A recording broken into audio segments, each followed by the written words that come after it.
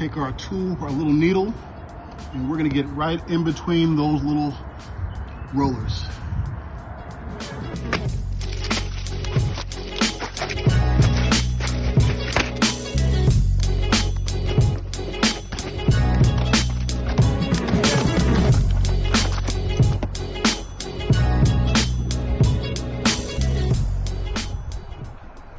That needle is what we're going to use to lubricate the bearings. It came from this kit that I got off Amazon. It's going to go right there in between that circular roller. That's where we're going to put the grease.